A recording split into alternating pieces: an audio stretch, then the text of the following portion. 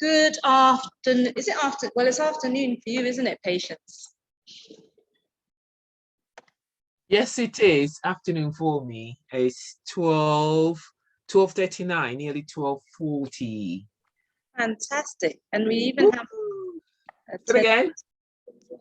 I said, fantastic. Nice to see you. Welcome. I can see Juliet. I can see Margaret. I can see some people are just joining. I think they've been waiting. That's the thing. Wilhelmina, welcome, welcome.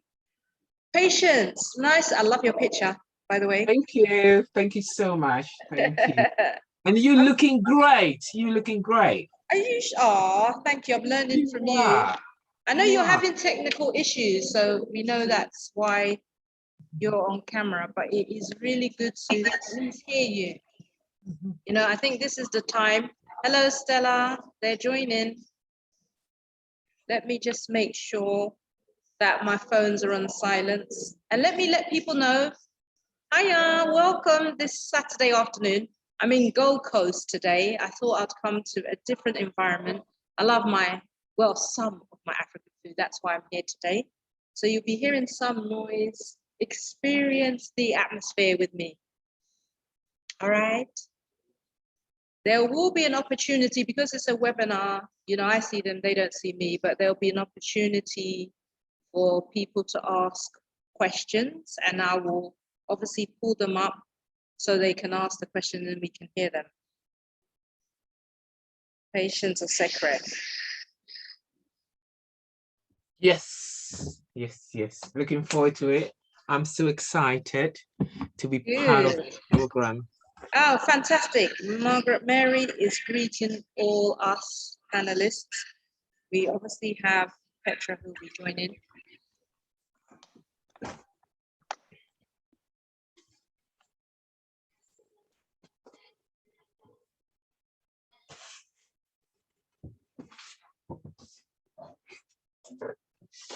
Wow, people are just joining. Hello, guys. Well, we have people who we don't see their name, but it says, for example, Note 4 Pro. Hi, Note 4 Pro. Catherine, nice to see you. Abena, welcome. You know, when I see people join, I'm so grateful. 1 person, 10 people, 100 people, 1,000. The fact that you chose to spend your Saturday with us, we take it as, you know, it's a blessing. And I believe that you being here will not be in vain, that you'll definitely get something from this, because I know the people that have invited with me today. So once again, welcome. We will be starting shortly and I'll be on mute. I'll be right back, okay?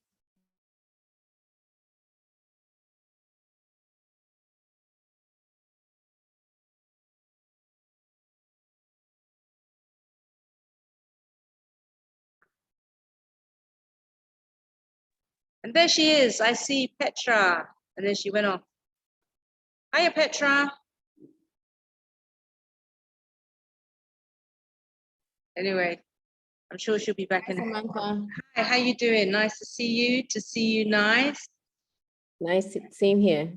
It's so interesting that my panelists, both their name begins with P. The panelists. Ah, true. True. Powerful people who are my panelists today in the name of Petra and Patience. So, you know, we'll just wait for some more people to join. I see there's some people that come on, they come off. We also have another heavyweight, because you ladies are heavyweights, and I can see Tucci Ivoi, the CEO of Ghana Commodity Exchange. Hiya, welcome. So I'm looking at my phones, just so you're wondering what am I doing. I'm looking at my phones and just putting it on silence. I'm really excited about today's conversation. I've got quite a bit of feedback. I think it's timely. And I know that yes, Tucci is saying, fantastic. Tucci is saying thank you. She's excited too. Hello, Shika. Welcome. I see Charlene. Hiya. Yes, I have people who have reached out to me and said they're quite excited by the panelists that I have on today. Looking forward, and you know, remember our topic is winning in work, but also in life.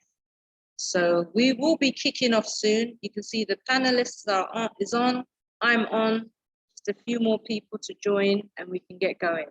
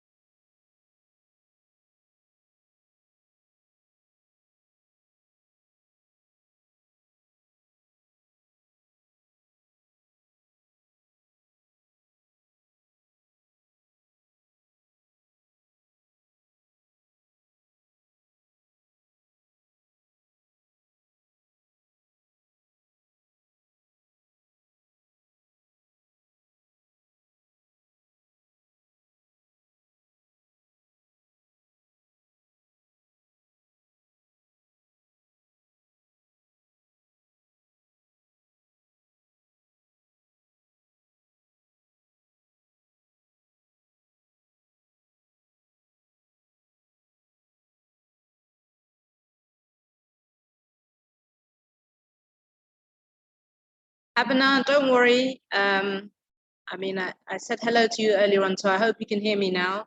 We'll be starting soon. We're just waiting for a few more people to join. Okay, great. All right, so welcome.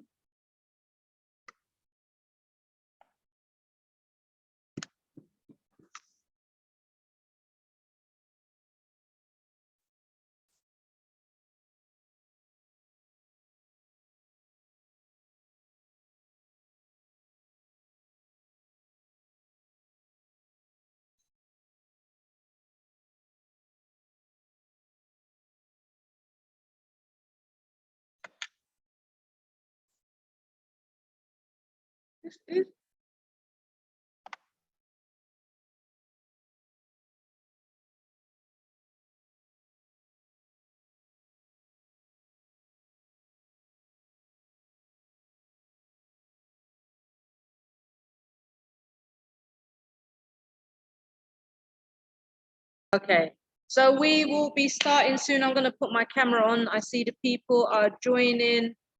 I've said hello to quite a few. I see Josephine, I see Margaret, I see Margaret Mary. I said hello to you, didn't I? Special hello. I believe you greeted us. I see Rexford. Yeah, they're joining. Thank you. As I said earlier on, for those who just joined, I'm saying thank you because you could be anywhere you decide to be with us today. And I know that you come in here, you're going to get something great from it. All right, I think we'll start in, let's just say, I was going to say a nice round number, but you know, I want to be different. So my time here says 11:48, so we can start at 11:52. Is that okay? Hello, Regina, how you doing?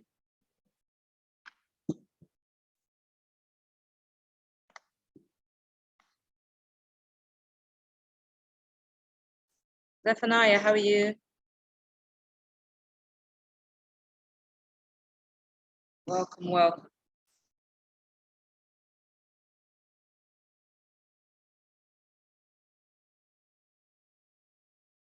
And so if you've just joined, I'm just going to let you know, I mentioned it before, I'm at Gold Coast. I don't know if you know Gold Coast. And I'm going to have a meal here afterwards. So that's why I'm here. So if you can hear some noise, don't worry, it's all part of it. But I'm here, and this is where I am speaking to you from this morning. And really, I know I'm going, but I'm really, really excited. I think this is a good topic. Yes, I know the people that are on as panelists, but you know, you always learn something. Okay.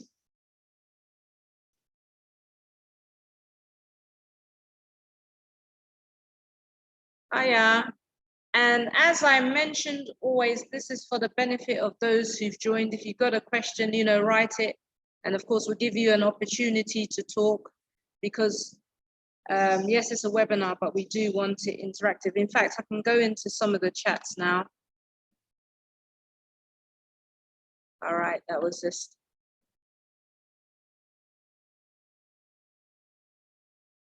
I think it was more Abena saying she couldn't hear us and now she can.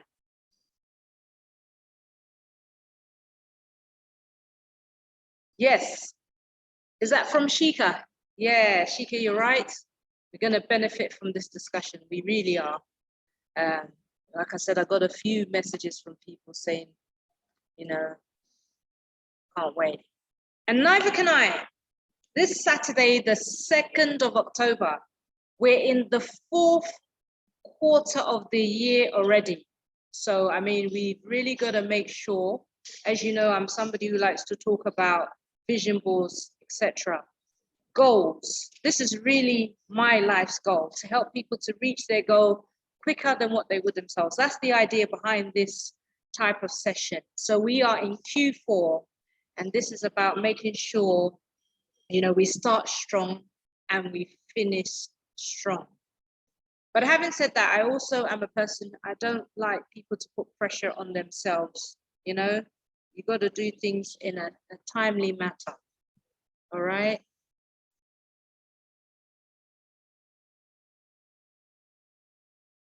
I've got a personal message from somebody who's here. Yes, I do. I love to motivate people. I love to encourage people. I believe that's one of my callings.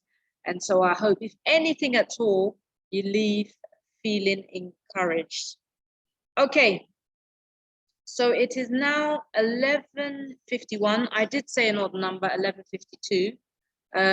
We have the 2 Ps, the powerful people, in the form of Petra and Patience. So let me start by saying once again, thank you for joining the Wheel of Life session. It's actually the second one. Why is it the Wheel of Life? Because as you know, and if you don't, I'm a life coach as well as other things. Yes, I'm a life coach, and a life coach helps somebody to reach their goals quicker than what they would themselves. And there is a tool that we use, it's called the Wheel of Life. And that Wheel of Life actually looks at the different areas of your life. So you have spirituality, you have career or business, you have personal development, you have health, you have finance, you have family, you have romanticism, you also have your social life. So these are the different areas that have been identified as the key areas of your life. And so for this particular Wheel of Life series, remember this is the second one, we're looking at work, we're looking at business, we're looking at career. So if you joined the first one, excuse me, if you joined the first one, I had some wonderful panelists. Also, we had Valerie Abazi, who's the founder and CEO of R&R. We also had Salome Popri, who's a presenter and an MC. And then we also had Beryl Ajikun. She's the founder of Echo House, and it was a great discussion because then we were talking about balance, work life, and developing ourselves and others. Today, we're talking, hello? I hope you guys can hear me. Just got a message. Can you guys hear me? Yes, we can. Okay, great. Yes, we can, yeah. Fantastic. So today, we are talking winning at work and winning in life. And believe you me, I've got the right people for this discussion. You can see Petra. Hello, Petra.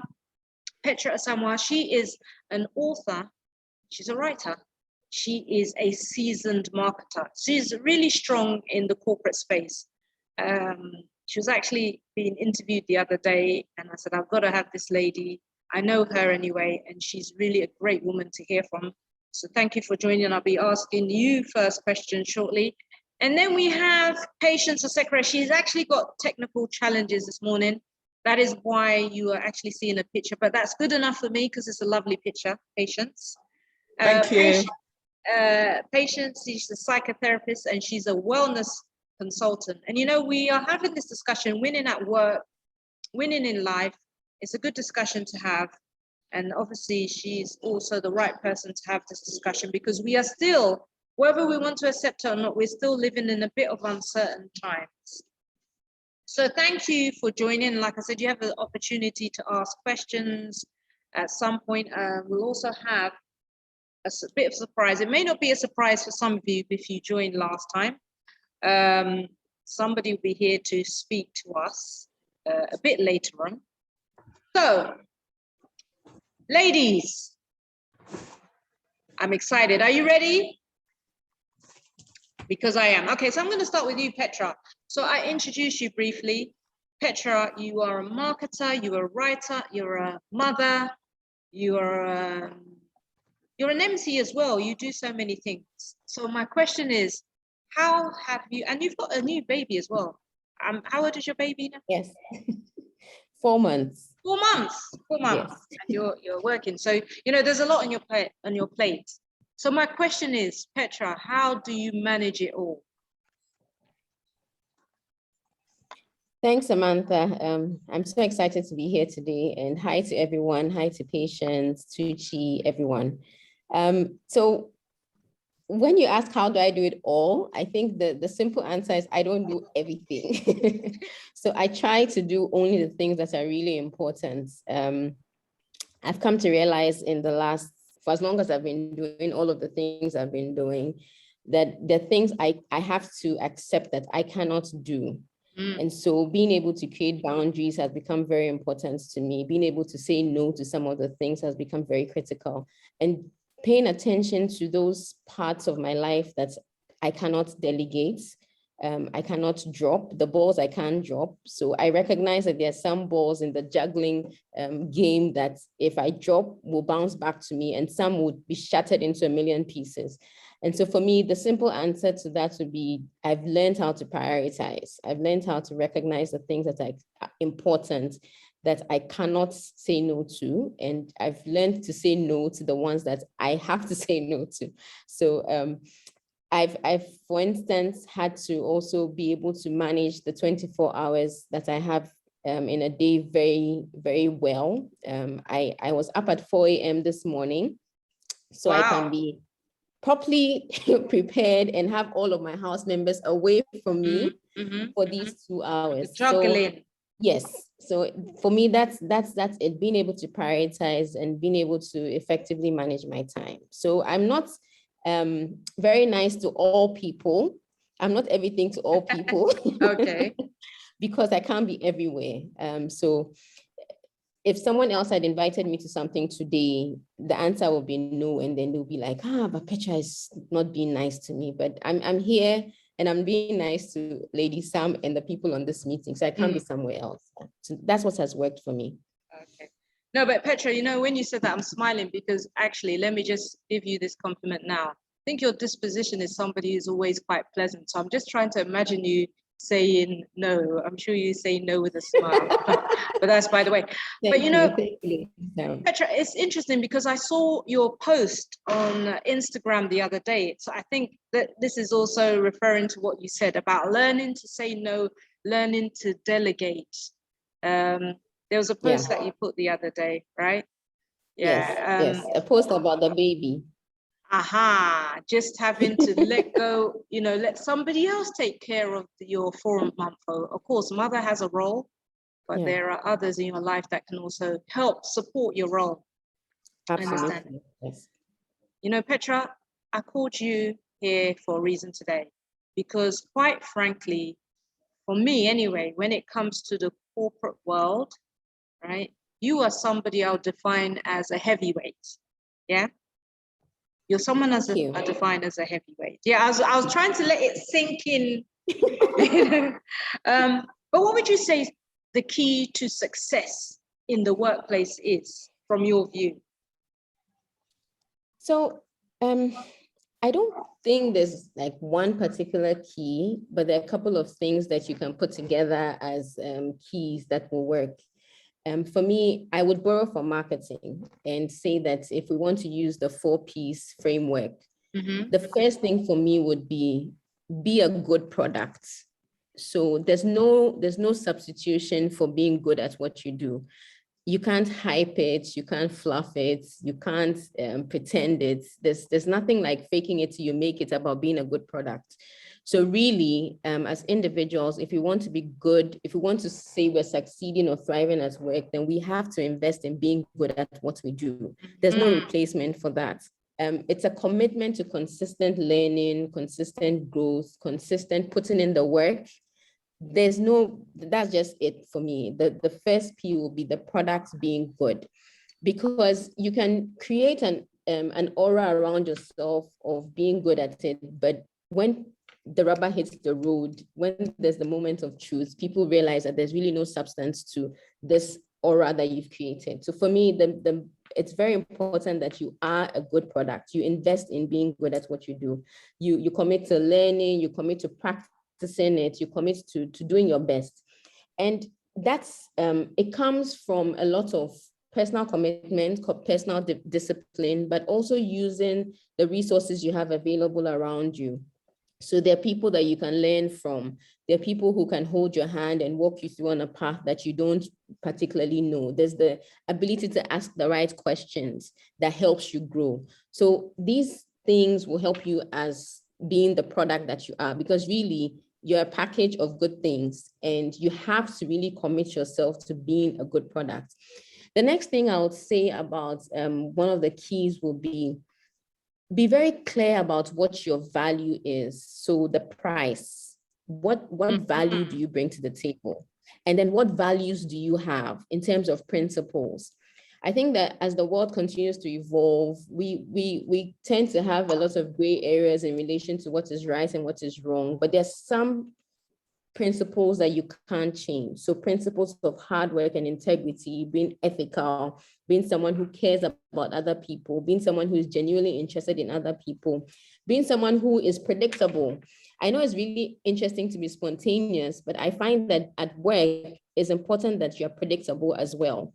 That your colleagues can say that, I know this is what Lady Sam will say, because they know what your values are. They know that when it's black is black and when it's white is white. And you won't say, it's gray, or that you say it's yellow when everybody can see it's black. So that's the second thing for me. Be clear on what your worth is and what you stand for. Because if you don't stand for anything, as we say, you fall for everything. But it's also important that you place yourself in a place where you know that your worth is appreciated and your worth can be properly harnessed. So what you bring to the table can be utilized in a proper way. The other piece are where how you express it, and then how you show visibility within the workplace is also important. So in terms of promotions in marketing, we'll say promotions, so all the communication tools. But key for me is visibility. I hear people say things like, my work will speak for itself. Really, in the corporate world, your work doesn't speak for itself. You need to give it a voice. So you need to be very intentional about how you communicate your value in the organization, how you communicate your contribution to the bottom line, and how you're intentional about growing yourself at work. Yeah. You know, I'm smiling because as we speak, I know there are some marketers on the call, of course, including myself. And I would even say another P, that was quite powerful. How you use the 4 Ps and now we're a brand. That's what you're saying. Yes. That's how we brand ourselves. And so I really like if we're being a package of good things and clear about your value. So I'm really hoping, because this is the essence of this, session today. We got to take some nuggets away from us. And me, I was writing them down. I think I really like those definitions and how you put the 4 Ps and made it personal. Yeah. Okay. So I have another question for you. We know today our theme is winning at work. Yes. So what does winning at work mean to you? And if I can add to that question, how have you overcome bad days, for example, in the office? Because that also speaks to you having to win at work, even when it's not a winning day, so to speak. So I think that it's like you've asked the second question, how do you deal with bad days? We need to recognize that winning includes an amount of failure as well. It includes an amount of not being the best at some point, but for me, winning will mean that you're able to bounce back. So someone who is winning is someone who has been able to appreciate the balance of life at work, the balance of I need to make this particular input and this is the output I expect. And in spite of the difficulties, they keep trying. So they may not necessarily always have 100% score on their KPIs, but they're consistently putting in the efforts and they're consistently trying to be better. That for me is important. So it's a mindset that I can do it. I am good at what I do. Yes. I can continue to grow into this and do the best that I can do. And when I have difficulties, I pause, learn the lessons, and I bounce back. That for me will be my definition of someone who is winning, because life presents to us a number of situations, and really it's the resilience part of the species of this world that are able to stay alive. Like if you're going to be extinct, it's just a function of you not being able to adapt to change. So if there's anything going on in the workplace, if you're going to be winning, then it's going to be about you being resilient, you having the ability to stay committed and being able to bounce back. But what are you winning at? You have to know what the goal is. So that's also very important. Be clear about what you're trying to achieve, where you are now, and what you're trying to, the gap you're trying to close. You know, Petra, again, it was almost, I mean, and that was music to the ears in terms of, you know, it being adaptable. Like you said, at the end of the day, you will have difficult days, but there's also something to learn from those difficult days as well. Yes. But how do you remain focused? Because we are in uncertain times. So what does Petra do? Keep your eye on the big picture. So a couple of years ago, I personally sat down and decided on what I wanted my career to be, what I wanted my life to be like.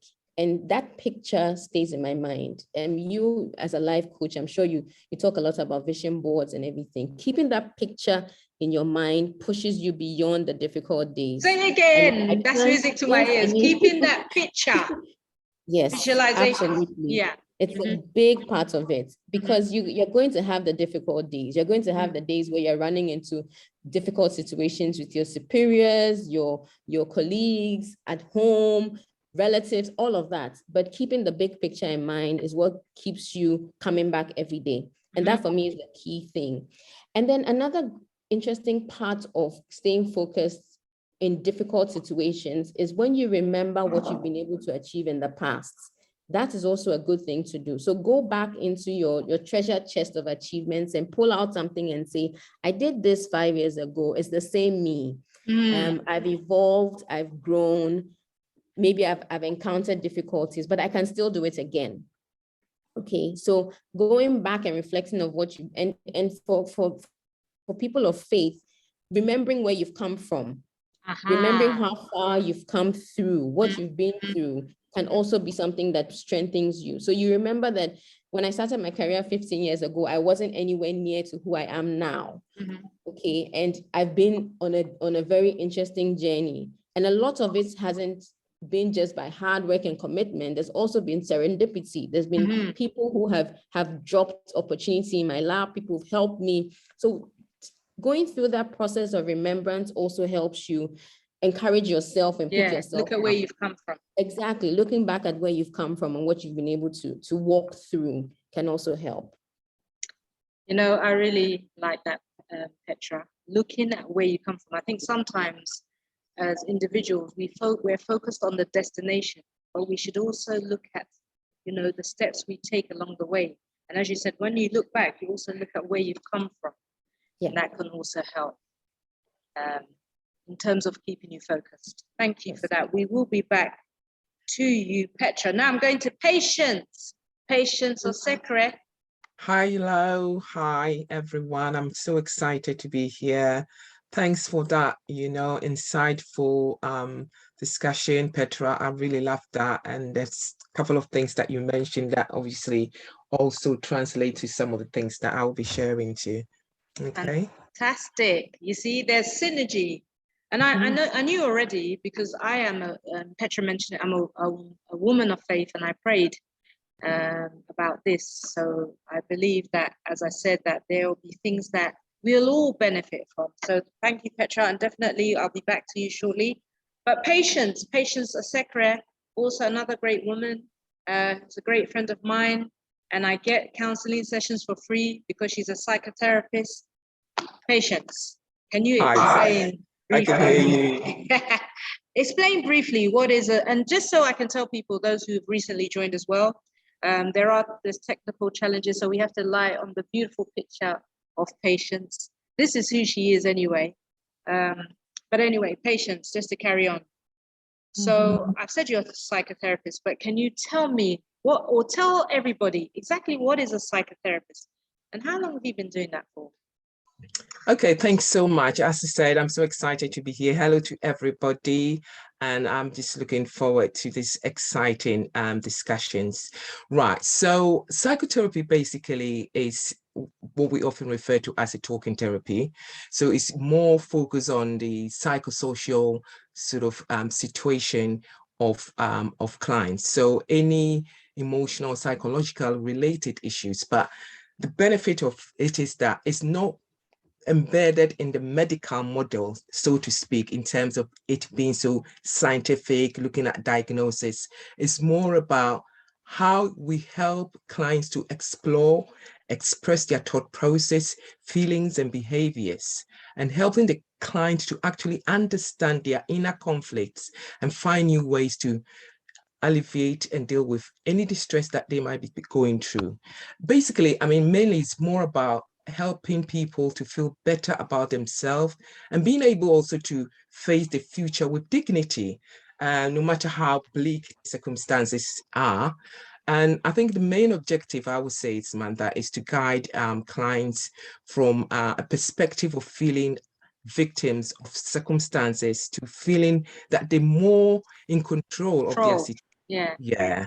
And not only are they in control, but also whilst they are going through the process of adaptation and facilitation of positive adjustment, they're more able to get enough tools and techniques to be able to manage that. So, I mean, again, I work with individuals, couples, you know, children, families, adolescents, and I mean, a wide range of issues. I mean, particularly in work environment, it's more about stress related issues, change management, you know, team dynamics, addiction to alcohol, any other sort of substance, low self-esteem, value worth, you know, anger management, particularly in the boardrooms, you know, passive aggressive and in the bedroom, but anyway, because we're all adults here, let's keep it real. Patience, relationship is actually a big one. I mean, yeah. relationships. Yeah. So I deal with a wide range: obesity, you know, chronic fatigue syndromes, bullying, anxiety, panic attacks, you name it all, you know. I mean, time will not be on my side to sort of give you an through the services. Yeah. No, but I can testify to the goodness of your services. I want to make it clear, I've not experienced, you know, all that you, shall I say, are an expert in terms of how you manage your clients. But I can testify to definitely the wealth of experience that you have. I so many questions. I want to stick to the script, but you know, when you were speaking, I was thinking you deal with that because you deal with people with depression. You know, this day in COVID, which we'll speak on a bit later on. But I wanted to ask you, Patience, actually, how do you manage to separate the two? Because imagine, I don't know how many clients you get to see in a day, in a week, and they're coming with you with their challenges and I mean, that is what you do. How do you manage to separate the two, actually? How do you manage to separate your own personal feelings and emotions from those, you know, of your clients? Because I can imagine the weight can be quite heavy. Absolutely. Can you hear me? I can hear you. Yes. Okay, great. I think it's more about how I manage my mind space. And Petra says something about, I think, the mindset. And I think it's really key. In as much as, I mean, we're talking about work, winning at work, the action that needs to be taken. Let's go behind the look at the internal state of our being, which the core aspect of it is our mind. And our mind is the epicenter that controls our day-to-day functionalities, activities. I mean, from the time you woke up from bed this morning, you have to make some quality decisions, choices, you know, you have to make some, perceptions, you know, and all the faculties that adds up to help you to make the quality decision to say that, oh, today is the program for, the winning at work, and we're going to be at,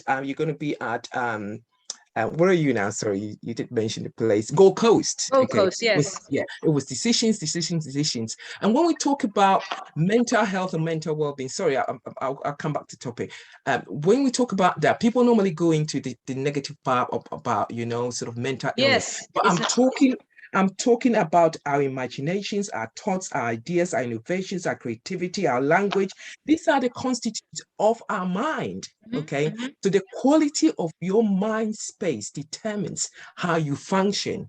So for me, it's how I manage that space. So for me, I have got an acronym, which is being the boss of mind space. Boss, BOSS. So I'm talking about... Say that again, Patience, so that B, we hear it. B for boundaries. Yeah. O for order. Yeah. S for systems, and S for structure. So wow. Boundaries, order, systems, structure. Okay. Fantastic. All right. Like, and I have a lot of bosses on here. Well, so when Patra was saying about how she starts her day, she puts some sort of measures in place to make sure that she's organized. So she's put boundaries in place, she's put order in place, she's got systems and structures that helps her to organize herself. Okay. So the answer to your question is that is how I manage myself in terms of how I cope with the my personal life and my professional life. Because again, you've got a lot of people coming to obviously express their challenges to you. So you are like a sponge soaking in all that. Yes. So to be able to manage that, you need to be in the right mind space. And if you don't put, boundaries, order, systems, and structures in place, by the time you realize, you are going to be sort of, depleted. And by the time you realize you're not well skilled to be able to offer the services that they will need, okay, to be able to help them and assist them. And I think the most important thing, so when I talk about systems, it's also about your belief systems, okay? Your narrative. What do you say to yourself? I can't, or I cannot do it. It's really, really, really important. Okay. Again, I mean, I know from a spiritual perspective, it talks about having a sound mind. If you don't have a sound mind, you cannot function. And again, when you're going to work, you don't obviously lock your personal problems indoors and go to work. It's part and parcel of you. So when you talk, Samantha, when you talk from the beginning about having that holistic perspective, that more dimensional perspective, that is what I advocate. That is my passion to see people physically fit, nutritionally healthy, and emotionally stable, spiritually congruent. So when you say, this is what I believe in, you hold on to it to the end. It translates into your values, it translates into your principle, it translates into the quality of your output at work. Okay. Be mentally resilient. Petra mentioned about that. I mean, in this climate that we are in with COVID, with huge uncertainty, right? One needs to be resilient. Otherwise, it's going to be very difficult to actually manage the terrain that we are in now, because nobody knows what's going to happen. They're talking about a long COVID. How do you manage that? Add on to ordinary day-to-day pressures that you have. So it's very, very, very important. So that answer to your question, that's how I manage my work and my personal life, being in control and being the boss of my mind space. As people who, if you follow me on Instagram, it's, what music to my ears are. And you've said the words even about the visualization, the prophesying. You have to speak to yourself. You have to motivate yourself. You have to be your biggest cheerleader. I'm paraphrasing what you said. And another P, you use the word passion. I think is very, or shall I say, you have been speaking with a lot of passion. Your acronym, BOSS. I want to ask the people on the call, who is a boss? How many of you have boundaries? Make sure you have order, you have systems in place, structures. Very important. Because remember, today we're talking about winning in work. And I know that I think that this is something that's going to transcend the word boss. Me, I've taken it. And I hope you've taken it too. Now I see Frida. I just want to make sure, did I see your hand up? If so, I'm going to allow you to talk. So if you can just message, just so that I'm sure. I don't know if you had a question. Did you have a question? No? Okay, I mean, if so, I can't see anything from you because I saw your hand up, but we'll just carry on. So, Patience, I really appreciate what you are bringing to the table, and I know it's making people think, so I do see a hand up.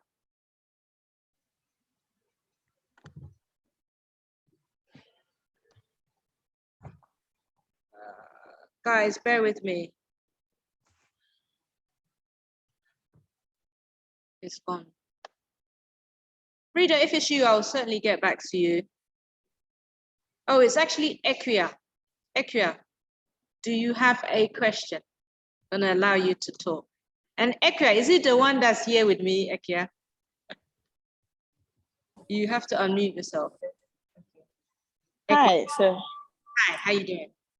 I'm good. So my question is more about, even if I implement the boss, sometimes it's very difficult to sustain that with the people around you.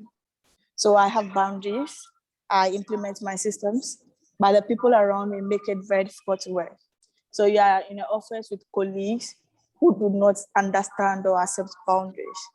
And they tend to sometimes cross their boundaries, even though they become a difficult person. And then sometimes that would then in turn still affect your mental health and your general well-being in your workspace. So I want to ask Madam Osekwe, if you have your boundaries and then you implement your boss, but then the people around you makes it a little difficult, how do you then manage that? How do you continue to be a boss? Okay, thank you. I think again, Petra just said something about the big picture, and also what I would say, I think the most important thing is that, I know obviously the organizational climate and culture can obviously have a huge impact and influence the way you function, but I think it's really, really important for you to be focused on what you are longing to achieve. When you go to work each day, you should have life goals. You know the reason why you are there, and I think it's really important that you focus, you concentrate on the future, and then you find yourself less concerned about, people gossiping, petty complaints and stuff. But I think it's really, really important. But obviously, I should hope that there are structures in place whereby when people are behaving in a way that is really, really not according to the organizational policy, that there has to be systems that needs to be put in place to address that. But in terms of your own well-being, I think it's very, very important that you have a focus on the big picture. Again, as Petra mentioned, if you're going to be a winner in the workplace, you are going to have to see the big picture. So for example, if you know that spending more time in a particular area, maybe in the lunchroom, expose you to all these people that obviously influences or affect your well-being, then you might learn to minimize the time that you have with them. Also, it's also important that you reframe your thought processes. For example, let's say, you are within a group space whereby people are talking about other people, or, they're doing things that you feel that is not healthy for you. The same way that if you are in a situation, right, that you feel that it's going to affect your physical well-being, you take yourself out of it. For example, I'm using an analogy, for example, to do with COVID.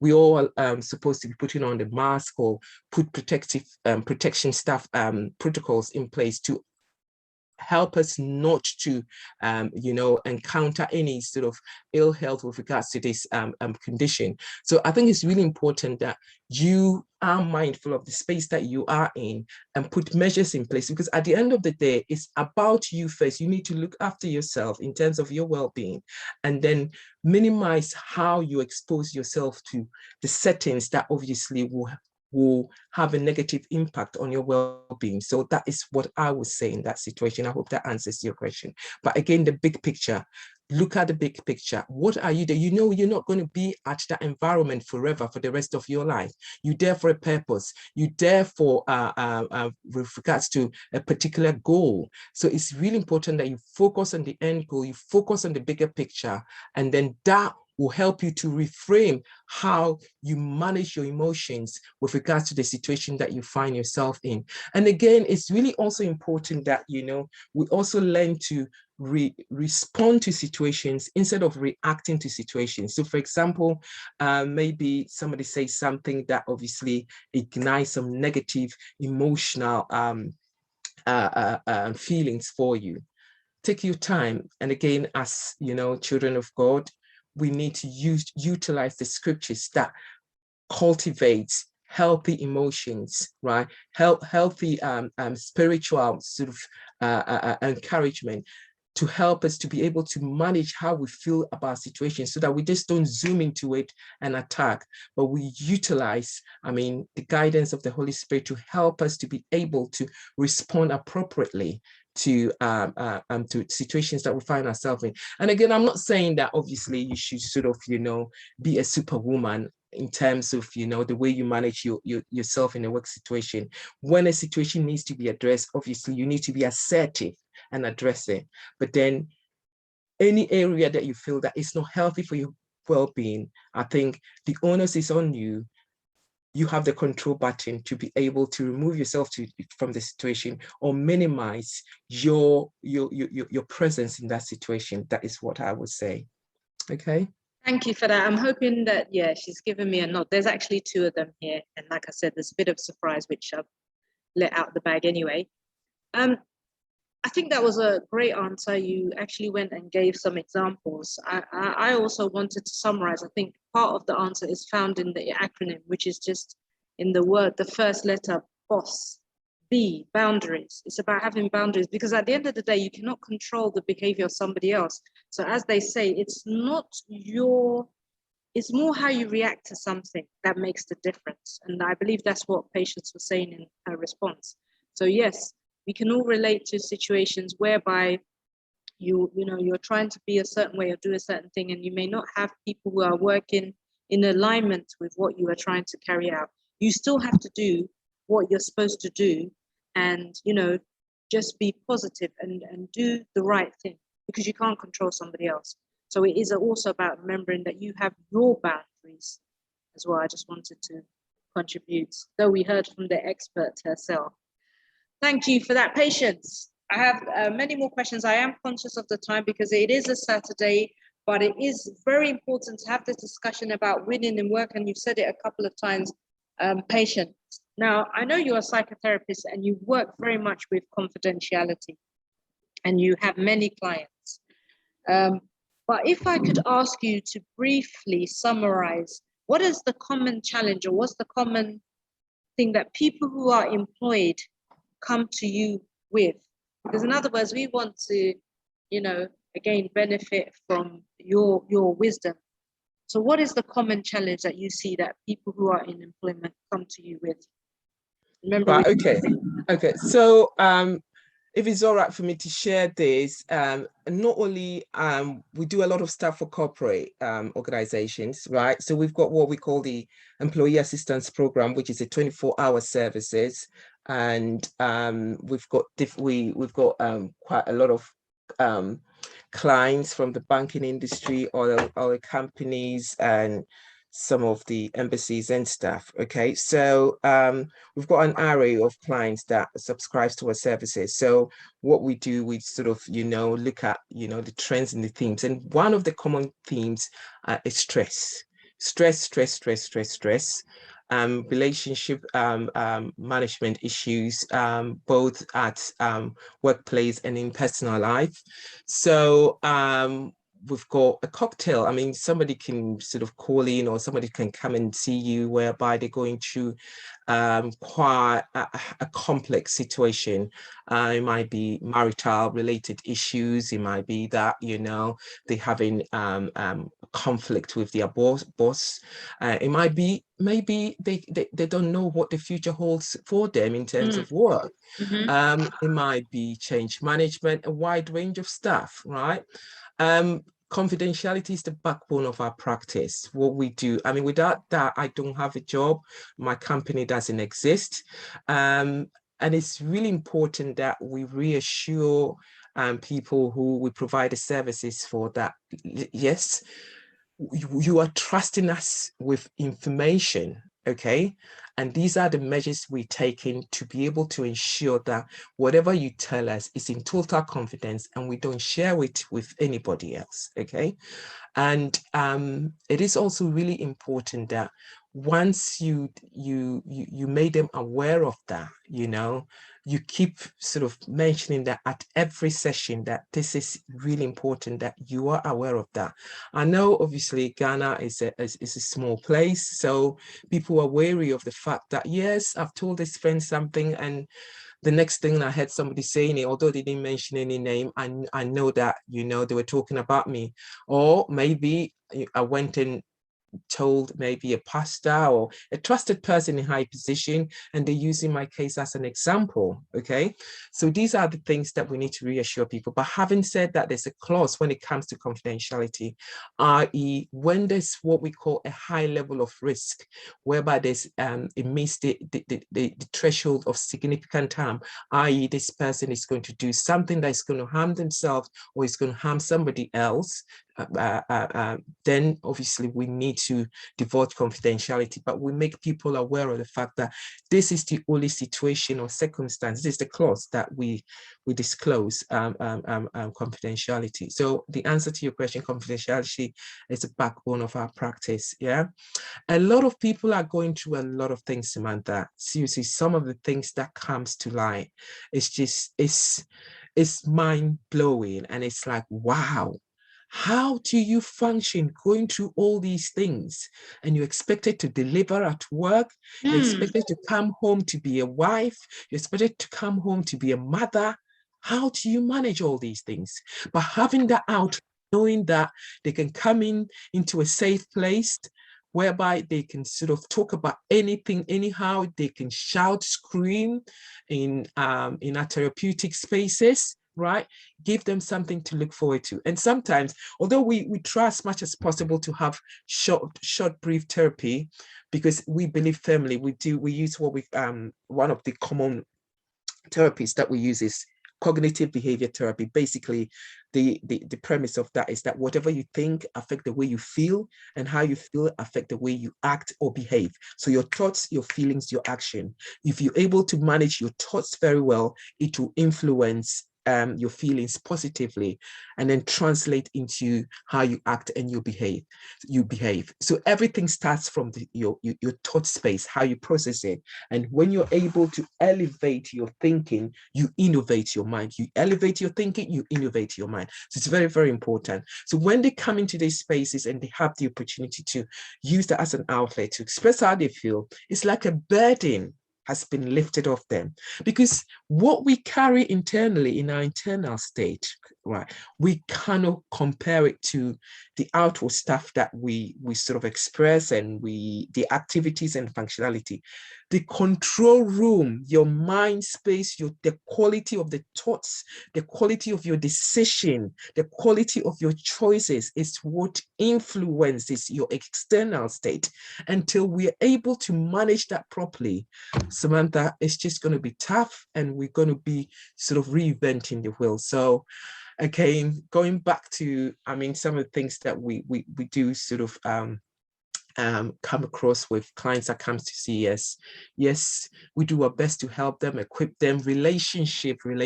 People are going to sort of toxic, unhealthy relationship, but keeping up appearances, right?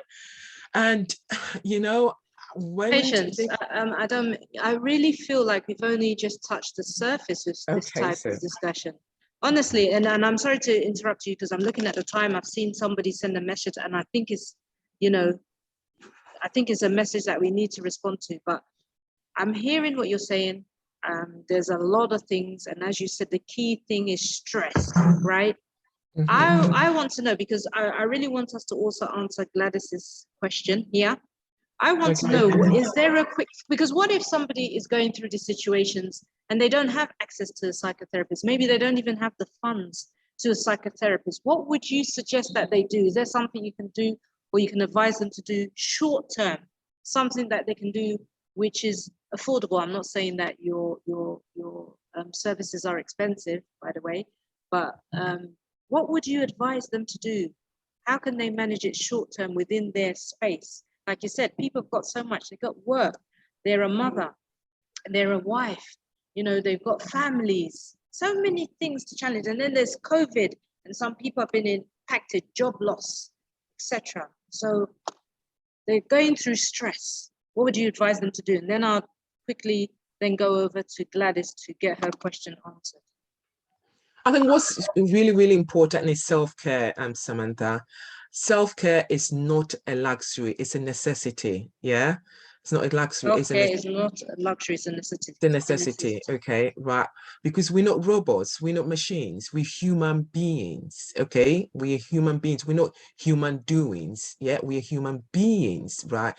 So as a being, you need to look after yourself. Okay, so when you go into a stressful situation, so for example, you've gone to a meeting, your boss has saddled you with tasks that is beyond, obviously, what is your role entails, because he or she's having pressures from above. Take time out, right? Spend some time, have some reflect on how you're feeling. Okay, take a break. Take a break. Very important. Take a break. That's If a it's 10 or quick and 15 effective minutes. break, Yeah. Again, it's really important to reframe your thoughts in terms of how you're experiencing the situation. So, for example, again, I'll just go back to using spirituality as an example. If there's a favorite hymn you like, if there's a favorite song you like, just put it on, listen to it. Come on, I mean, social media technology now is on a different level that you can access information anytime, any moment, right? Use these tools to help you, to rethink about what you're going through and have a break, as I've said earlier, and just relax, chill a bit. If it's 5 minutes or 10 minutes, do that. Breathing is quite a powerful tool. And I know sometimes people hear anything, oh, breathing. But if you are conscious and you're intentional, the key word here is intentionality, okay? So the same way you go and see your GP or doctor, they say, listen, this is the capsules you need to take to help you to manage this situation, or this is the vitamins that you need to take. When you go into emotional or psychological related issues, there are emotional capsules, emotional vitamins that you need to take. But then it's very, very important that you just don't do it just, once and then you leave it. So that, again, going back to boundary systems, boundary order systems and structures. What systems do you have in place? What structures do you have in place that you've internalized that anytime you know that, wow, I've just hit the threshold of stress. Now, let me go back. What systems have I put in place? Maybe I've got this particular music, right? That sort of calms me down. Let me go back to that. Let me take that, play that a bit, calm myself down, and then sort of come back to what I'm doing. So that is, I think it's more about looking at yourself, what suits you, how you manage your stress. I mean, we all manage stress differently. Yeah. Somebody might go and sort of, have a drink, have a coffee, have a tea, go and chat with somebody else. Somebody might just want to retreat and go into a space. What works for you? You need to find that for yourself. That's why I say it's self-care. Yes, we can hear all these things that are generic, but what is your bespoke systems and structures that you system? I love that, because that means unique to you. Patience. I mean, it's interesting because I was having a discussion with, you know, I'm part of a fellowship. I believe some of them are on the call today. And we were talking about what do we do? And what is that thing we do when, you know, we need to be uplifted? And you said it, you know, sometimes it's just the music. For me, I listen to a particular song and I dance. I love dancing. You wouldn't want to see me, but I love dancing. And that's what you said, that the spoke system. You need to find that system that helps you to get you out. And these things are inexpensive, right? Taking a break. Some of us are just working the whole 8 hours and not taking a break. And very, very sound, simple advice. Patience. Thank you. I will be going back to Petra. I hope you guys are getting something. We see there's a question there, and I'm just wondering, I'm going to read the question and I'll ask Gladys to come on, but I don't know if it's something that Equia, you remember Equia from our first session? Equia, please come and join me. I'm giving a round of applause.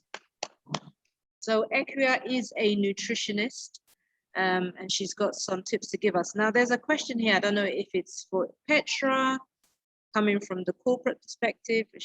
I don't know if it's for patients or if it's even for Equia.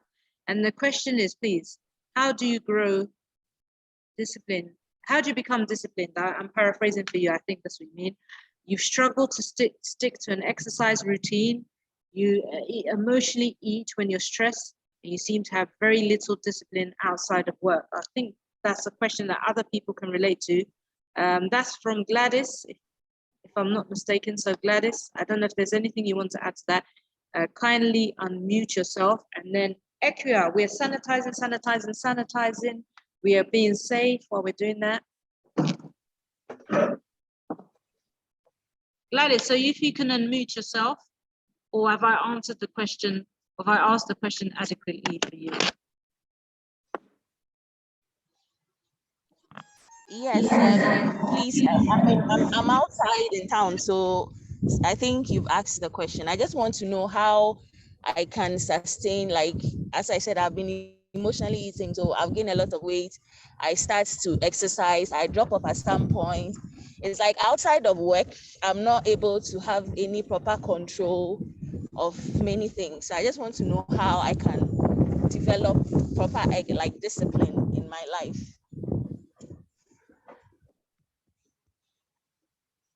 Very good. I think, hi everyone, this is Equia. So I'm coming with a nutrition tip, but before I do, to answer Gladys's question, I think Patience and Petra, would you have some advice before I go into the nutrition bit? Okay, I'll come in here. Gladys, it's Gladys, isn't it? Yes, it is. Yeah. Yeah. So Gladys, my question would be, yes, we've all been there. I mean, you saying it, and I mean, emotional comfort eating. Again, I've had clients who've gone through that. I've been through that, you know, cycle myself, right? But the thing that I normally say to clients when they come to see me is that, let's say, you know, you go and see your medical doctor and they said, Gladys, you've got this condition and that you need to do A, B, C, D, or, okay, I'm not filling the gaps there. I'm not going to say what the rest is. And you need to do it. If not, this is what the bleak, you know, future you're looking at. Would you do something about it? Would you sort of give it your all? Would you be motivated to take the steps that needs to be taken to be able to address that medical condition? Gladys? Yes, please, I believe I would. Okay, why would you? Tell me, why would you? Because I want to live long. Right, okay. So now let's translate it to this laissez-faire attitude that, okay, yeah, obviously, you know, if I do it, don't get me wrong, I do understand that. I've been there personally, okay? But then when you look at it from the perspective of the answer that you've just given me, you want to live, okay?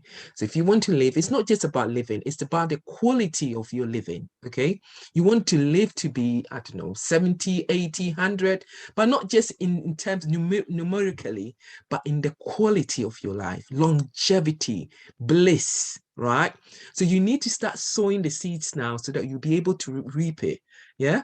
Because otherwise, if you delay it, you know, some of these lifestyle diseases, you know, they might be sort of, you know, going on behind the scenes, you know, working their way out, and later on at latter years, then they start showing their faces, not knowing that they started a long time ago when you were sort of, you know, laissez-faire about it. So please keep this in your mindset, in your mind space, that I need to do this because I want to live. The same way I will manage it when it is a medical related issues whereby it will have a negative consequence, the same way I have to apply that. Okay. All right then. Thank you, Patience. Thank you. So I'm taking Samantha's hot seat. Petra, as a working woman, how would you respond to this? And, you know, as we're conscious of time, let's try and give a kind of condensed answer so that, you know, Gladys and the other Gladyses like me can have some tools to go with. Thank you, Patience. Go ahead, Petra. So I would say that Gladys should try and identify what the cause, what exactly is triggering this pattern that she's noticed. Is it something from work? Is it something from personal relationships? And try and figure that out, because it's like she said, it's emotional eating, but what's leading to it? For me, that would be one of the things. I noticed for myself that one of the things I did when I was really stressed at work was to want to shop. I don't know if anybody has that form of yeah, I've been there. I've been there. Yes. So there was this, and it took like I had a major incident that really showed that was my way of coping, and so I had to go back and address that. So there's a lot of things that we've internalized, we are not aware of, that we need to address, that leads to other things. So Gladys just needs to sit back. And that's one of the things that coaches do. So I'm sure Lady Sam will be open to help. Mr. Secretary will be open to help. Just going back to figure out what's causing it. There are things we've experienced in childhood. There are things people said to us as in our first jobs, things parents may have said to us, siblings said to us, people around us that just affect us later that we're not aware of. That a conversation with someone, an expert like Mr. Secretary or Lady Sam, will help you uncover. And that's what has helped me as well. I didn't realize I had some of my childhood trauma still affecting my work until someone sat with me and said to me, one of the reasons why you're trying to do all these things and it's driving you crazy is because you're trying to compensate for something that happened in your childhood. Exactly. So I would suggest that to Gladys as well. All right. Thank you, Petra and Patience. So to introduce myself again, because I know people are like, where's Lady Sam? My name is Ikea. I'm a food and nutrition scientist, and I'm very passionate about helping, especially women, you know, find tips and ways to keep ourselves nourished, you know, very intentionally. So I'm very glad to be part of this panel. What I want to do is to give just a few tips to help us keep ourselves nourished. Patients talked about having a good quality of life. We're not just talking about the length of our life, but, you know, giving ourselves the best, you know, the best. And self-care is not a luxury. It is really about giving ourselves the best opportunities to thrive. And, you know, we talked about winning in the workplace. You know, it's really about being intentional, as our panelists have mentioned, having an intentional mindset. And, you know, the mind is the engine behind the body. And then we need to fuel our bodies so that they can do what we want them to do, so that we can achieve, you know, our goals that we want to achieve. So I'm just going to give 3 quick tips. The first one is to stay hydrated, right? I spoke about this the last time as well. And by staying hydrated, that's at least 2.5 liters a day. If you look at a pure water sachet or a small bottle of water, that's 5 of those, right? And this is over the whole day. So pace yourself throughout the day, keep yourself hydrated, because our bodies are at least 60% water. Water is the most important nutrient. And as we talk about mindset, remember that this should be part of, you know, the intentionality of keeping our bodies, you know, in the topmost shape. So the first step is stay hydrated with at least 2.5 liters of water a day, which comes up to 5 small bottles or 5 pure water sachets a day, okay? But the second thing is activity. And I know our panelists spoke about that as well. It's not a food, but there is a kind of lobbying going on with us nutritionists to make activity a nutrient, because it's so important, not just to keep our bodies well, you know, especially our bones, but even for our mindset, it helps to refresh our, I'm sure patients knows more about how it's linked to our brain elasticity. And 30 minutes of exercise a day, Lady Sam talked about dancing, find what works for you. Maybe you can create a playlist that's 30 minutes long and you dance to that. Or you make sure you walk in the evenings. For me, I'll give a personal example because I think that always helps us. I had an accident recently, and so I didn't have a car. And I had to go with my colleague to work, and I had to walk to meet him. And I ended up walking 15 minutes, and it wasn't even that hard, so I ended up getting my exercise in.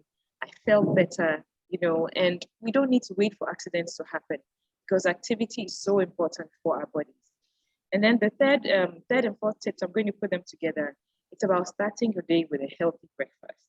I know most of us miss our breakfast because we're rushing to work. There isn't enough time. And what I really want to suggest is to go for simple breakfasts that are still complete. So for breakfast, you need your protein because you need to rebuild your muscle. You need your fruits and vegetables. You need your carbs, both for energy and fiber. But go simple. Don't go crazy. So for example, buy a loaf of whole wheat bread that's already been cut, or cut it yourself when you get home. And in the morning for protein, it can be anything from granite paste to hummus, can be even cashew nuts, for example. And make sure you get your fruits and veggies in either through a smoothie or by eating them raw. But for me, for example, I like to use bread because, as my base, and then I pile these things on. Or I'll use oatmeal and then add everything in it, the seeds, the fruits, the nuts, so that I get the nutrition I need very easily and I'm able to start my day off well. And I hope that these inspire you, to find, again, as Patience said, find your bespoke way of getting what you need to give your body the best, because we need to thrive and we need to win for the best quality of life. So I hope that works. Thank you for having me. Again, I'm Ikea, and I'll hand over back to Lady Sam now. Thank you and stay well.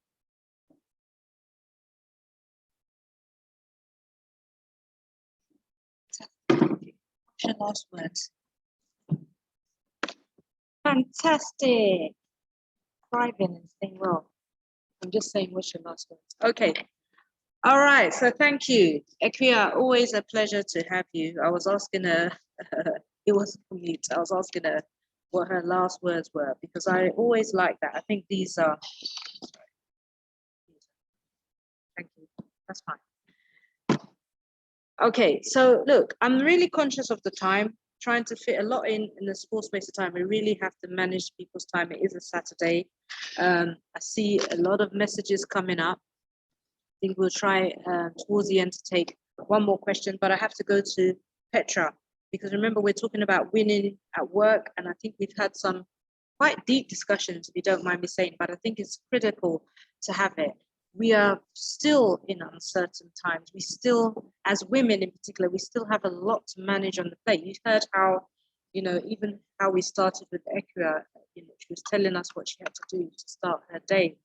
That takes a lot of management.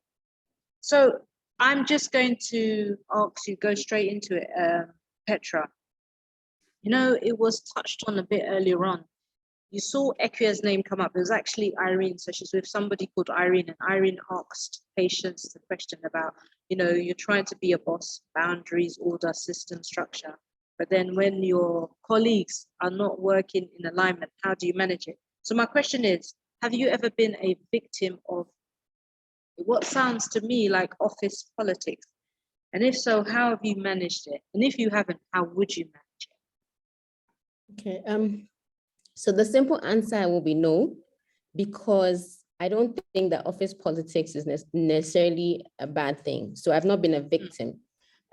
We tend to think about politics as negative, but politics is essentially who gets what, when, and how. And it's the juggling of resource allocation, essentially. We shouldn't think about corporate politics as a negative thing. So have I been a victim? No. Have I been a participant? Yes. Have I have I had the negative brunt of it sometimes? Because we're working in an environment where, for all of us, we're working in environments where resources are not unlimited. So there's always going to be a juggling. There's always going to be justing. There's always going to be people who want to get things, people who want to get ahead. So in that sense, corporate politics exists everywhere. In some environments, it becomes very toxic to the point that it begins to impact on your wellness, like Patience said. And then you have to be able to make a decision that, do you really want to be in this environment? So toxic work environments can actually make you get sick. And yes, I've actually had a situation where I was sick and there was no medical reason. It was just stress from work. So then you have to take a step back and ask yourself, do I really want to be here? And how do I ensure that I'm creating boundaries, that all of this cannot get to me, to my health? So it's a reality. Wow, that boss is coming up again. Yeah. Yes. I mean, I'm taking, that's my takeaway from today's meeting. The boss, the boundaries, order, structure, and systems. Fantastic. You have to create those boundaries. And if you have colleagues who are stepping over the boundaries, you have to find a way to rein them into the boundaries. So one of the things Patience said about removing yourself from situations that create negative energy, I'll come back to that again. If you have colleagues who are consistently complaining, consistently murmuring, consistently backbiting the boss or other colleagues, you want to actually remove yourself. One of the techniques I developed very, very early in my career, when I had, so in a regular office space where you have your own space and people want to come into your office and have all of these conversations, I realized that just getting up makes them realize that the conversation is over. And that's very simple, isn't it? Very simple. Just getting up from your desk makes them realize that, okay, the conversation is over, or you don't want to continue the conversation without shutting them up in a rude way. So you're speaking without speaking. Exactly. You have to create a language, let people understand the type of person that you are. And one way of doing that is be very clear of what the relationships you have with your colleagues at work represent. So the first line of relationship is a work relationship. It's not a personal relationship.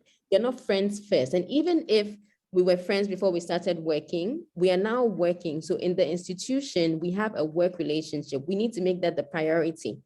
And so if I have a problem with you, Lady Sam, at work, I shouldn't make it personal. I shouldn't make it personal. And I shouldn't make the personal relationship affect the work either. So I might not be your friend. And I tell people that you don't have to be friends with everybody at work, but you have to be cordial. You have to be able to work with them. So you shouldn't say that, oh, I can't stand here, so I'm not going to tell her about this particular situation. I'm not going to help her. And then it affects the work. So the institution is bigger than everyone. So first of all, we need to recognize that politics is not necessarily evil, even national politics. So if we do have an opportunity to get involved, let's get involved. But office politics exists, and we have to be aware of it. There are stakeholders in every environment. You need to know how they impact on your work, what type of influence they have on you. Let me speak from a marketer's perspective. One of the biggest challenges every marketer has is on budgets, getting budgets approved and getting the funds available for budgets. So who are the stakeholders in this space and how do you work with them? You might think that, oh, just sending your budgets, getting your CEO to approve it, your CEO has agreed, so that's it. But there's somebody in finance who has to do the voucher. There's somebody in finance who has to write the check for your vendors, who might not necessarily be your friend or doesn't care about what you're doing. It's your responsibility to get them on your side. So getting them to understand what you're doing, how it impacts on the business, how it contributes to the bottom line is your responsibility. Not fighting them and screaming and saying every day finance desk says no money, no money. And I had to learn that the hard way. At a point in my job, my best friend in the organization was the guy in finance. And I had to learn how to work with him. It was a very simple thing. One of the days I was having lunch, he walked into the kitchen and we started having a conversation, and we had been going at each other for so long. And I had this witness in my heart and says, just listen to him. So he was talking about himself and his background. And I realized that our backgrounds were so different. And so how that could have been the cause. That was the cause. So how he spoke to me wasn't because he didn't like me or he didn't understand my work. It was just how he spoke. And I said, okay, what can I do? So this is a conversation with myself, with my inner self. What can I do to make this better? And so one day I asked him, I realized he liked eating banku so much. So I asked him out to lunch to a place very close to our office. And that's how we became cordial. So at these lunch meetings, I will have conversations with him about the work, what I needed him to do in a very subtle way. And he became my biggest ally. Anytime I needed something, I'll go to him before the voucher even came to him. And he will say, oh, Petra, don't worry, I'll do it for you. You know, so corporate politics is so, it's there. We need to know. And I think for women especially, we're sometimes not aware of it. And so we become victims. So we fall into the pit, into the holes of it. But we need to be clear that there are stakeholders in every environment. We need to know who is who. So somebody might not necessarily have a title at work, but they're an influential person. They're the one everyone listens to. So how to get them on your side, how to get them trusting you. I found that one of the key things to do with getting people to work with you is for them to trust you, for them to realize that as a leader, you're not there to get them, but you're there to help them succeed, because by their success, the organization succeeds as well. So corporate politics exists, and we need to know how to navigate it, because otherwise you become a victim. You know, I was smiling. You see, I wish you could see Echo here. She's nodding at you when you speak. She nods when patients speak. Your neck is going to hurt you soon. But she can't help. You know, you said something, because I actually wrote an article some weeks ago, and it was being professional, not personal. And that's to do with at the workplace, because it's very easy to cross the boundaries. And it's about how, I'm just terming what you said, it's about the terms of engagement. That's what we have to remember, how we engage into participants. First and foremost, this is in a professional environment, even if friendships form afterwards. And even if they do, we have to know how to manage them outside of that office space. You know, so and let me just add something quickly, Sam. There are times where we also feel that our colleagues at work, especially our superiors, are there to make us feel good. That's counterproductive. So if you think that your boss is there to make you feel good, you're going to be stressed. So I had a situation where I had a sick child. I sent a message to my boss, and so in this message, I'm explaining everything about how the child is unwell. We're at hospital. The queue is very long, blah, blah, blah, blah. And the response that came was okay. And I was so emotionally offended, because I was thinking that, okay, this person is very insensitive and they're not paying attention to me. That's the truth. As a person, it's being insensitive, but as a superior, she doesn't owe me the emotional support at that time. So we need to also, we need to also separate the two, like you've said, be clear that this person is my supervisor. They're not necessarily my friend. I don't need to expect them to be my emotional support at work. That doesn't mean that you shouldn't be nice and shouldn't help people. But if the other person is not doing it, don't let it offend you. And don't let it prevent you from doing what you have to do. Yeah. Because very often, we really have to learn that the work environment, and that's why in my book, I describe it as a jungle. It's not a nice place all the time. And you preempted a question. Petra. I think I've got one more question for you, H. Well, there's two roles in one for patients. The truth of the matter is, I could speak to you guys for ages, and I'm really hoping that the people on the call are getting something from this. If anything, I know I am, and I saw Irene and Equia nodding their head, and they're writing things down, and that's the essence of this, right? We have experience, and we want to share. We want people to benefit from it, and we also want to, you know, learn from others. This is how it is. We want to win at work, but we want to win in life. Now, you mentioned the word support. So for that, I'm going to use that and go to patience. And I'm getting some comments on my phone from about you two ladies. I can see another conversation coming up soon, and the time isn't on our side. But patience, you know, when Petra was describing about a situation that she had, and she was expecting that emotional support, and realized actually you can't expect that from your boss. But actually, there are times that we do need that support. We are struggling, and we mentioned this earlier on. But what is the practical advice you give to somebody who's really struggling? Maybe that scenario that Petra presented isn't her struggling, but it was a struggle that went on. But someone who's struggling generally, or who's in despair, and they feel they don't have anyone to talk to, because remember, we're talking about winning. But if you are in a situation or you find yourself in a situation that is dire, you need that tool to help you to get out of it. And that is why you're here on this call today, to help us all. Long-winded, I hope I'm really getting my point, because I want you to capture it and give us that response, something practical to help us. Someone who's struggling generally, what advice would you give them? What's the practical advice you give them? I think the practical advice I'll give someone in that situation is to actually, obviously, identify exactly what the struggle is about. Okay, what is it that is happening with you? Is it a personal related issue, or is it a professional related issue? Actually identifying it and acknowledging it. Again, obviously, we've got these therapeutic support to help people, as you rightly said in earlier on. It's not everybody who will be able to afford that. But then I don't know whether you know, people are aware of Employee Assistance Program, which is a common support services for organizations all over the world. That's what some of the stuff that we're currently doing in Ghana, whereby companies have signed on to, whereby you can call a 24-hour helpline and talk to a professional who actually has experience of tackling whatever situation that you're going through. Because at the end of the day, confidentiality has to be very key, because if you're going to trust maybe a friend that you don't feel safe with, obviously, you know that whatever is going on with you, obviously it's going to go out there. But I think it's really, really important that if you have a trusted friend, okay, that you can maybe share, talk about it. Don't suppress it. The more you suppress it, the more it becomes toxic, and it translates to other parts of your life. So it's really important that you talk about it.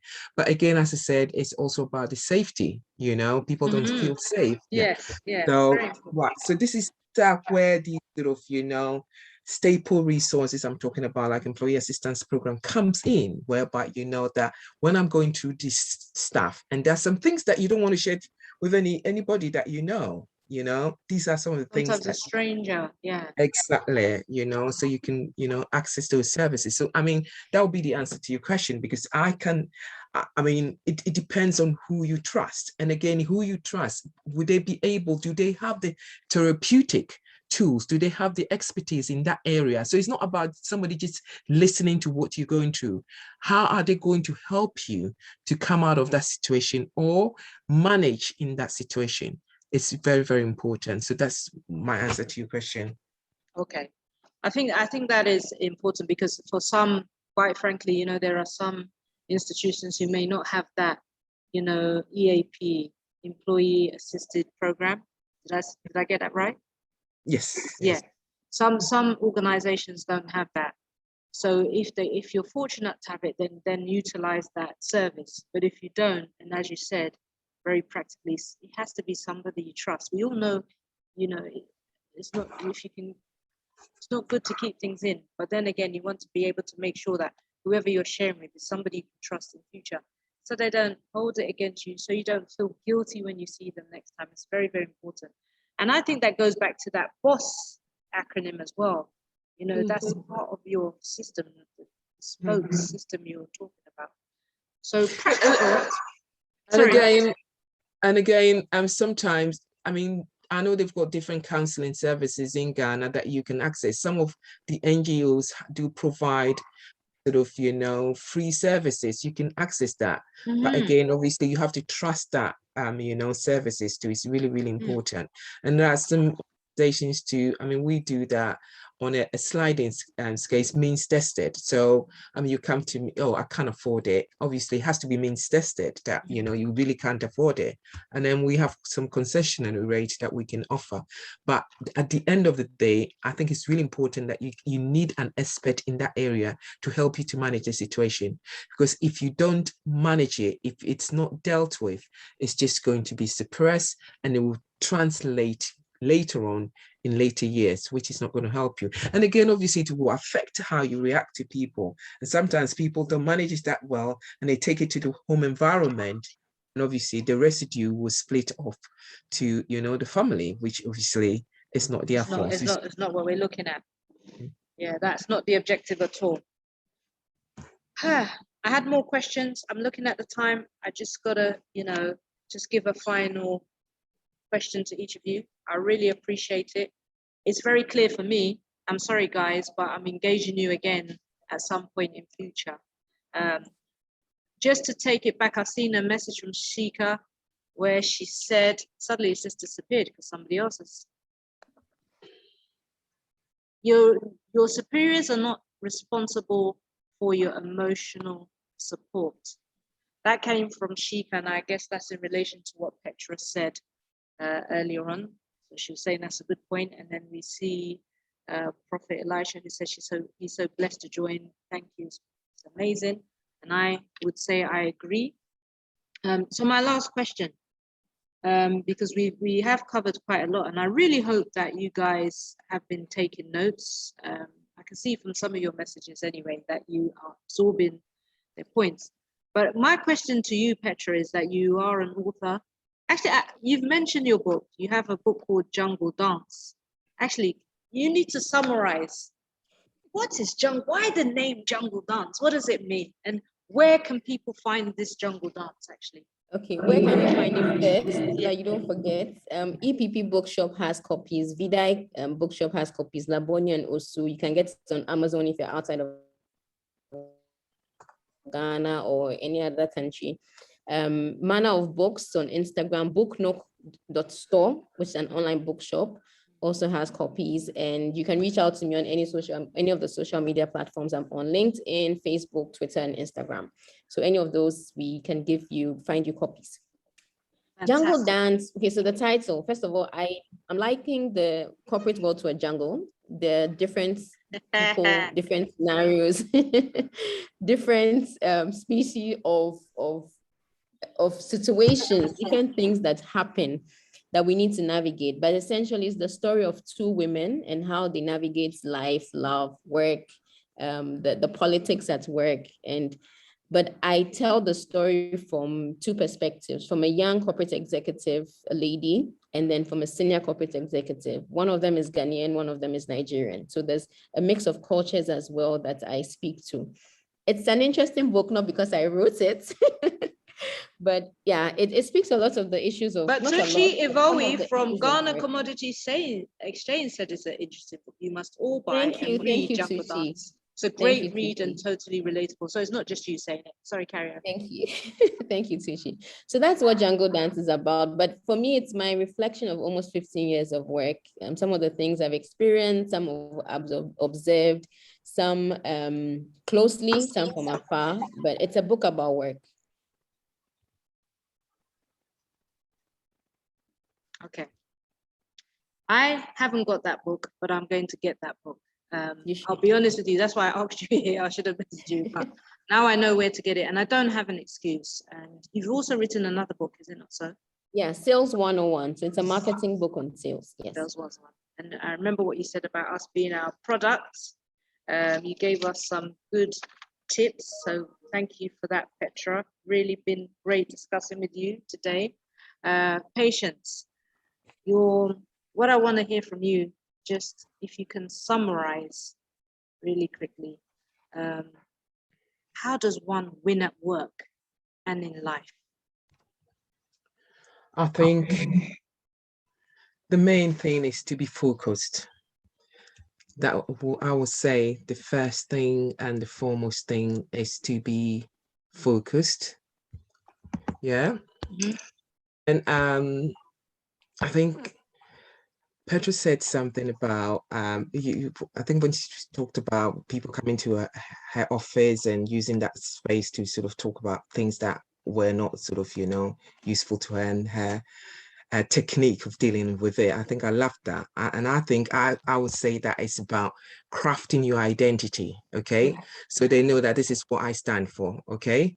And what you want to be known for at work, I think it's really, really important that people know you and know what you stand for, what you tolerate and what you don't tolerate is important.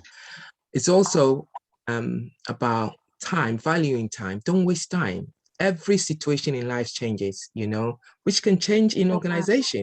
Yeah. So sometimes things can bartend and, you might think that, why did I find myself in this situation? But don't spend time brooding on it. Just sort of, put measures in place and just move on. Other things I will sort of emphasize on is setting goals. We all have things that we can do better in life, but we need to become a winner and not bask in mediocrity. It's really, really important, and I'm going to get Petra's book, it's just I should have got it amazing. already. Yeah.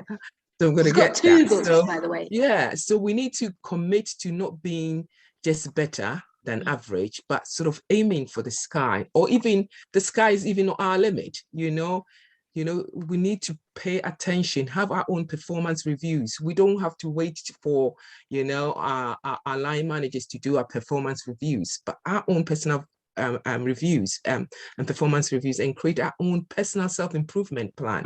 Really, really important. I love that. The big picture, the big picture.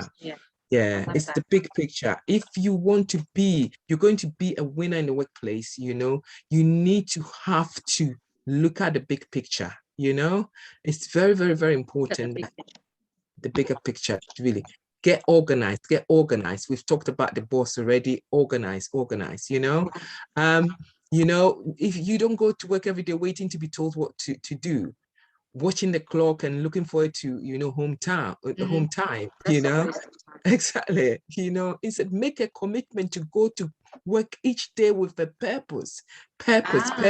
Yeah, have a list of things that you would like to accomplish, and suggest ways to yourself that you think that you can improve things at work. Be purposeful. It's really, really important. And keep the enthusiasm going. Enthusiasm can be a very elusive quality, but you need to keep it going. Many of us only shows, in response to exciting events and stuff, yeah, this is going to happen. You're so excited.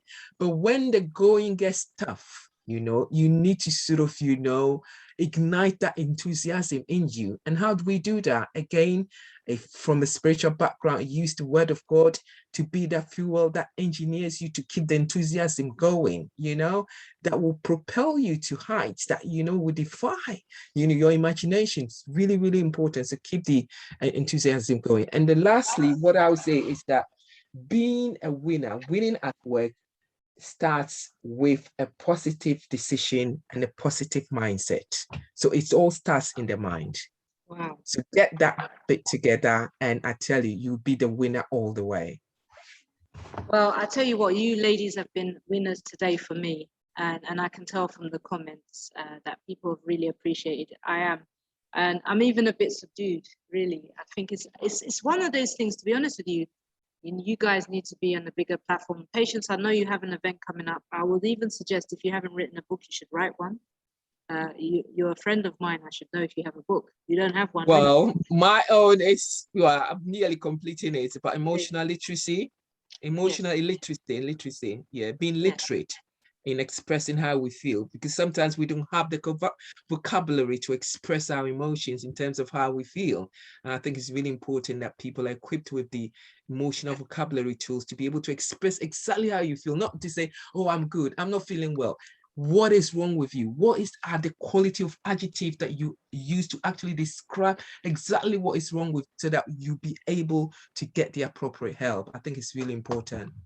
So I'll finish it. it. All right. No, it was a good one to finish with. I think someone has a question. I don't know if I have an opportunity. Ekia has put her hand up. Is that Ekia? Is that Irene again? Okay, look. It says something younger, but why is this comment not coming up? Younger, laugh out loud, and the body needs care. Ladies have amazing session. Keep them coming. I will, so long as you have me. Honestly, do you have a question? Okay, it has to be a quick one because the time has gone. So let me just get Ekia to ask. It's actually Irene who's using Ekia's. So if you can unmute yourself. I don't know if the question is to Petra or to Patience. You can my question is to Patience, and it's quite short. I've realized that she makes a lot of religious or Christian reference when she's talking. So I want to know, is she able to separate herself, her religious beliefs, when she's counseling, especially if she's happened to meet an atheist or somebody who does not express their religiosity in the same way that she does? Yeah, that's just a quick one. Excellent, excellent. I'm so happy that you've asked this question. I don't bring that stuff into my my practice at all, unless somebody tells me that they're from a sort of a spiritual background, and then we do what we call psycho-spiritual therapy.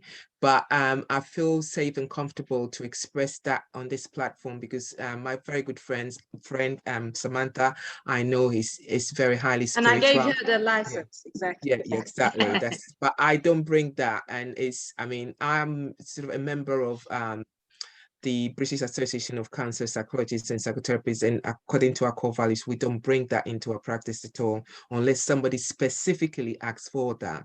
So again, my practice is just contemporary, and we've got what we call the unconditional positive regard. So if the person is 80s, if the person is, I don't know, wherever they come from, we provide them with the services in a generic context. Okay.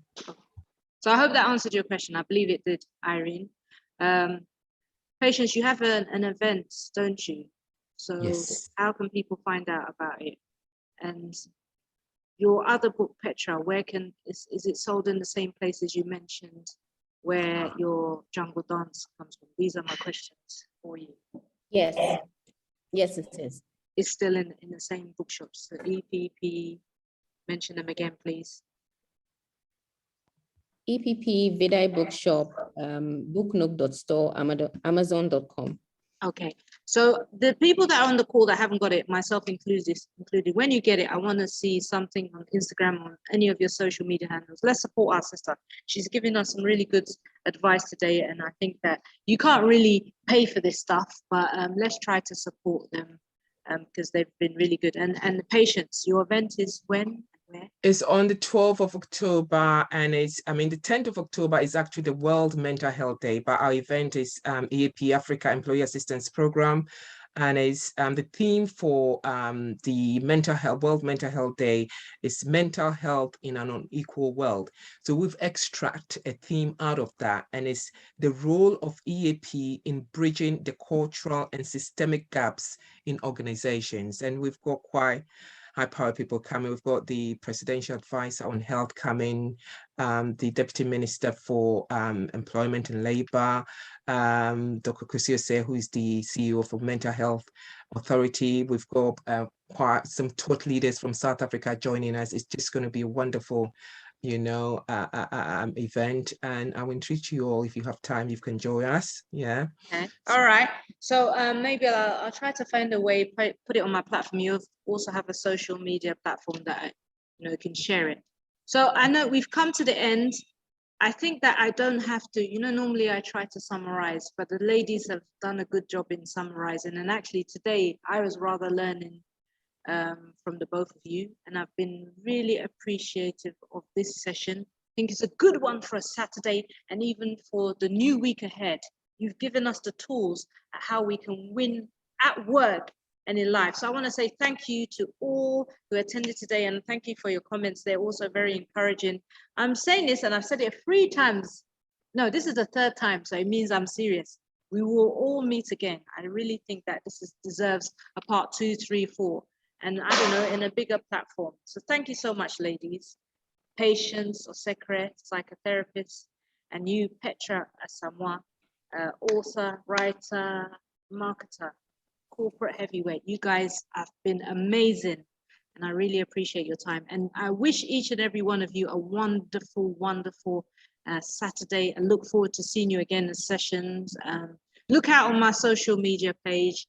And let's keep engaging. Let's support each other, because we know we are in uncertain times, but we can definitely win, especially if we took what was said today. All right.